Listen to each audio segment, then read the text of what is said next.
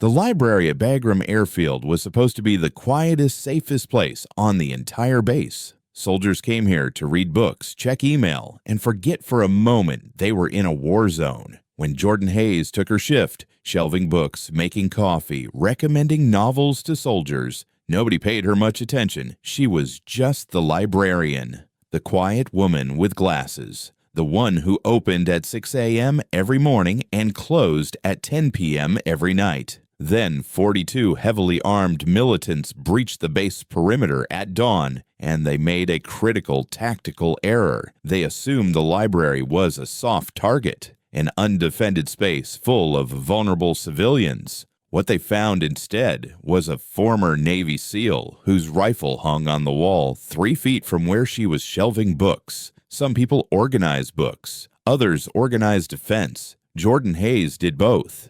And that morning, 42 militants would learn that sometimes the most dangerous person is the quietest one. Bagram Airfield, Afghanistan, 05:45 a.m. Jordan Hayes was 29 years old and had served as a Navy SEAL for 6 years. 6 years in classified operations. Iraq, Syria, Afghanistan, the most dangerous places on Earth. Sniper positions, night raids, hostage rescue operations. She'd been an exceptional operator, cool, precise, lethal. Then during an operation in Syria, a building collapsed. Jordan and her team were inside. She escaped the rubble, but her shoulder sustained serious damage. Broken clavicle, torn rotator cuff, nerve damage. She'd been treated. She'd healed, but she could no longer handle the recoil of a sniper rifle. Couldn't do long-distance runs with heavy equipment.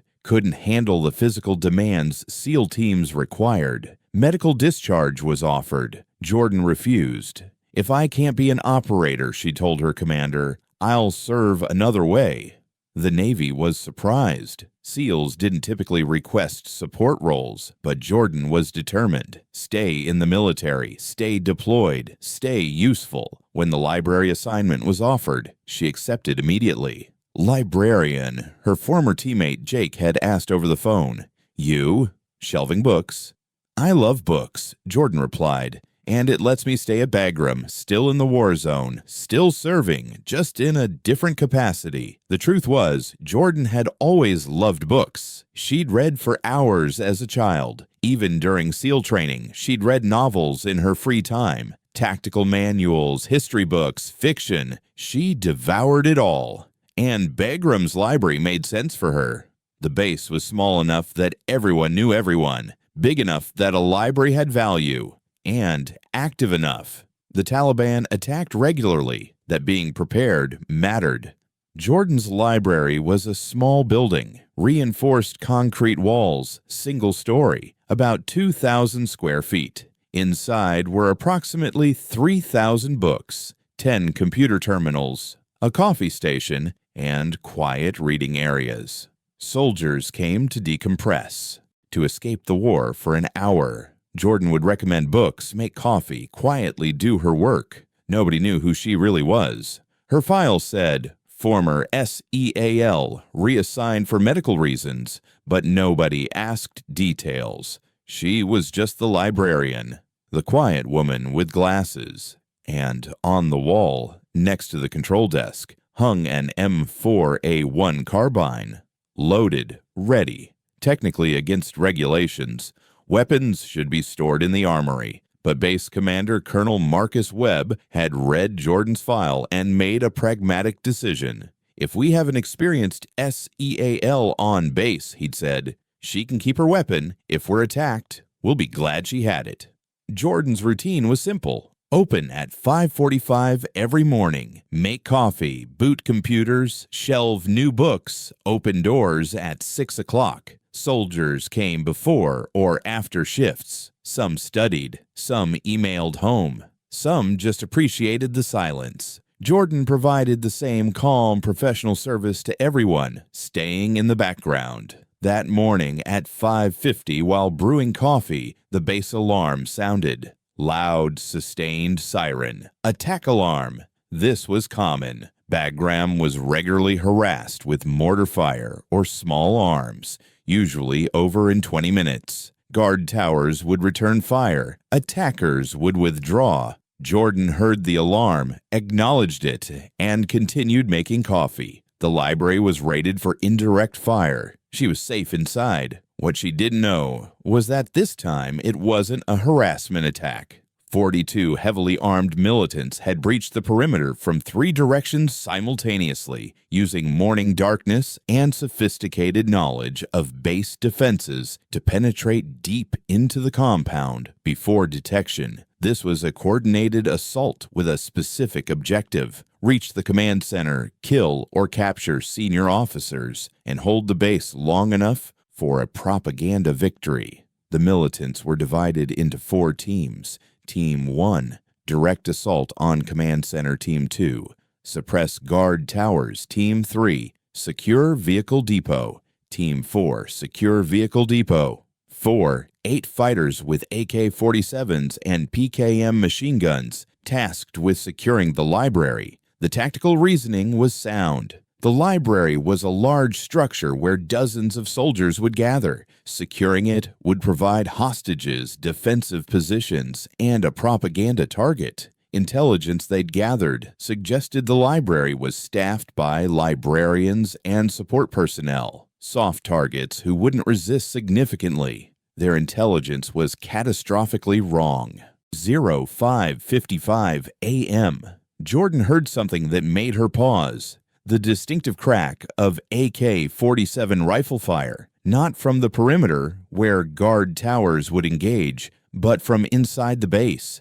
Close, maybe 150 meters away. That wasn't normal. That meant the perimeter had been breached and hostiles were inside the wire. Jordan carefully set down the coffee filter, adjusted her glasses, grabbed her M4 from the wall. She checked the weapon with practiced precision done thousands of times. Loaded magazine, safety off, ready to fire. She could hear automatic weapons fire, getting closer. Multiple AKs now. The deeper chatter of a PKM machine gun and the return fire of M4s. Base defenders were engaging, but attackers had achieved surprise. The library had 2 entrances, main entrance from the central compound and service entrance from the rear loading area. Jordan moved to a position providing clear sight lines to both entrances while offering cover. Behind the control desk, reinforced concrete. Through the windows, she could see muzzle flashes and soldiers running, both friendly forces and hostiles in mixed civilian and military clothing. Then the service entrance door exploded inward. Someone had kicked it open. 2 men in chest rigs carrying AK-47s rushed in, clearly expecting to quickly overwhelm unarmed library staff.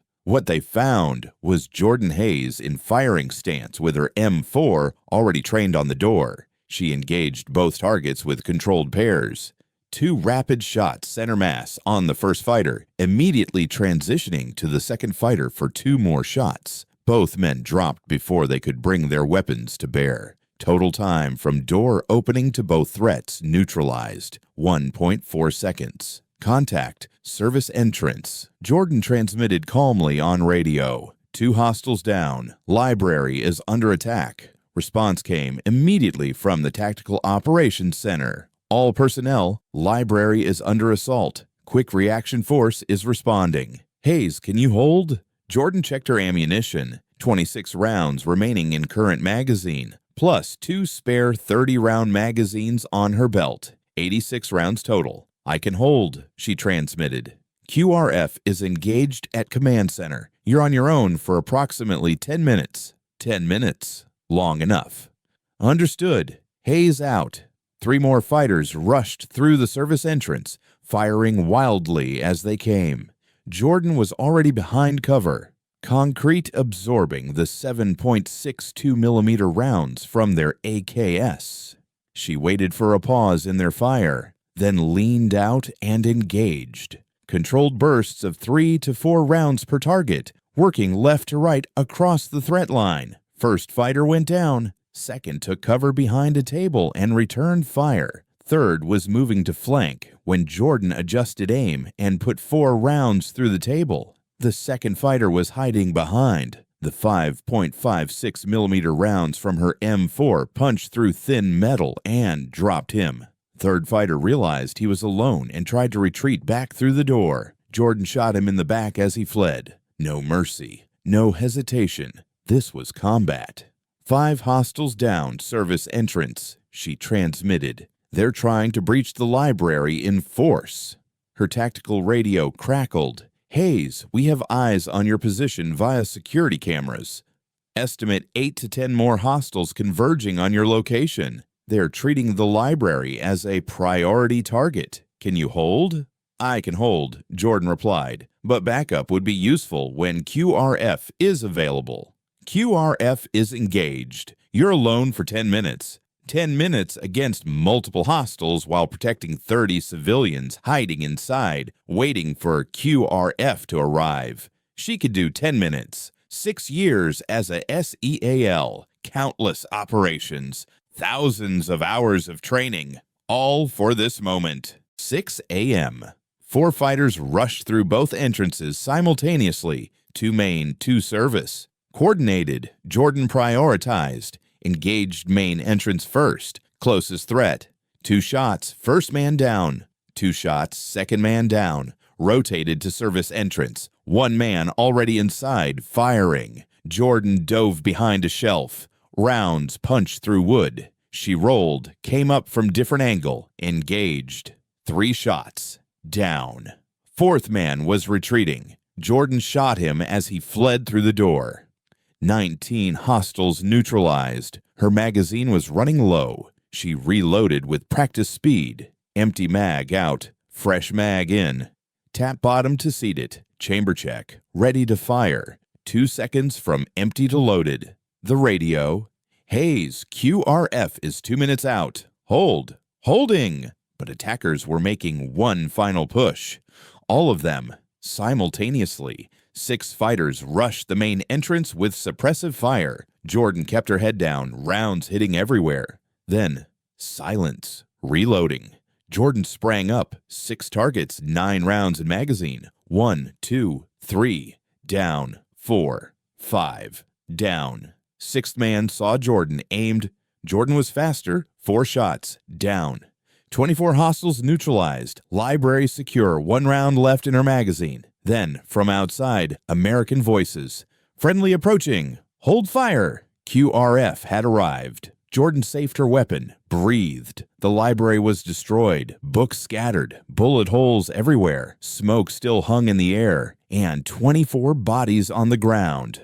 Jordan removed her glasses, wiped them, put them back on. QRF entered, 8 soldiers, full combat gear. Team leader, Sergeant First Class Rachel Torres, did a double take when she saw Jordan standing there among the bookshelves, glasses dusty with concrete chips, holding her M4 naturally. Jesus Christ, Torres said slowly, looking at bodies scattered throughout the library. You did all this. They tried to breach the library, Jordan replied calmly. I discouraged them. Torres walked through the facility, counting bodies and checking all threats were neutralized. 24? You dropped 24 hostiles by yourself. 25, actually, Jordan corrected. One's outside the service entrance where he tried to flee. Torres laughed, but it was slightly hysterical. I read your file when you got assigned here. 6 years SEAL, multiple deployments, classified operations. But seeing you here every morning shelving books, I guess I forgot what you really were. I'm still a SEAL, Jordan replied quietly. I just temporarily work in the library. 8:30 a.m. The base-wide attack had been repelled. Command center held after fierce firefight. Guard towers suppressed attackers. Vehicle depot was defended. And the library, which attackers assumed would be easy, became a kill zone that eliminated nearly half their assault force. Of 42 militants who breached the perimeter, 24 had been killed or wounded trying to take the library. The remaining 18 were engaged by base defenders throughout the compound. By the time the sun was fully up, the attack was completely repelled, with 38 enemy casualties and only minor friendly injuries. Base Commander Colonel Marcus Webb visited the library 2 hours after the attack ended. He found Jordan in the back office making coffee while forensics teams worked around combat debris. "Sergeant Hayes," Webb said, surveying damage, "I need a detailed after-action report on your engagement." "Of course, sir. But first, are soldiers still expecting coffee? Because I've got about 300 people who are probably thirsty after repelling an attack." Webb stared at her for a moment, then smiled. "You're seriously going to make coffee after fighting off 24 attackers? Attack's over. Soldiers need to drink. That's my job, sir. Your job was librarian. What you did this morning was well beyond shelving books.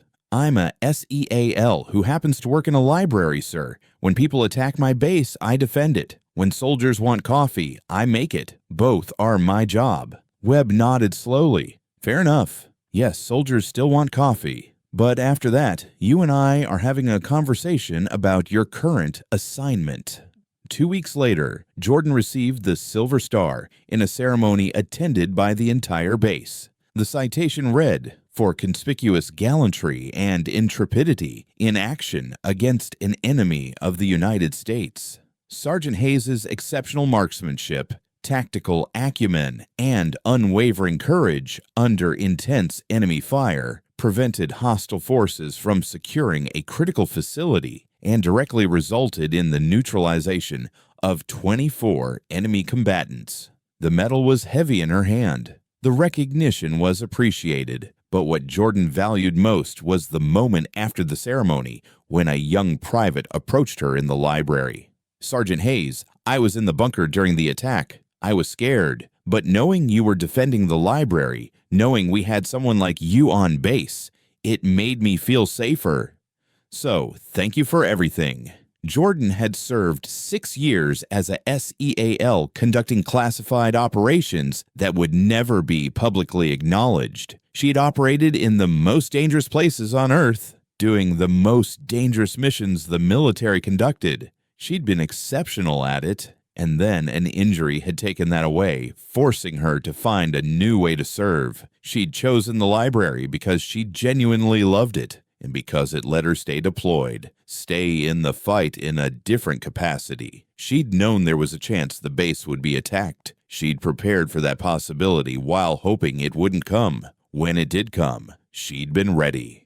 Years later, after Jordan rotated back to the States and eventually retired from the Navy, she opened a small library cafe in her hometown of San Diego. The place became known for excellent coffee, quiet reading spaces, and a quiet owner who never talked about her military service. But above the cafe entrance, mounted in a frame, hung a Silver Star medal and a photograph. Jordan in glasses, holding an M4 rifle, standing in the Bagram library the morning after the attack. Regular customers would ask about it. She'd smile and say simply, "I used to work in libraries in interesting places."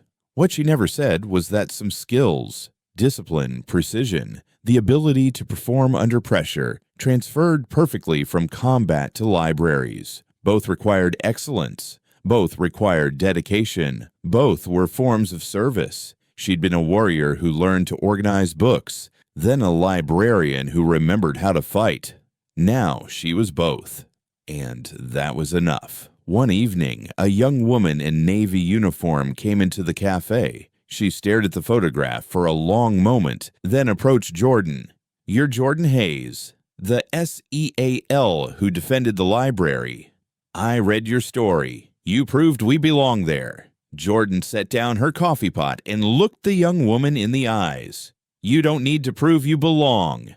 You just need to earn it like everyone else. Now sit down. Warriors drink free here." As the young woman sat, Jordan returned to her work, moving through tasks with the same efficiency she'd once applied to combat operations. Some people never stopped being warriors. They just found different ways to serve. And sometimes the most dangerous person was the one wearing glasses.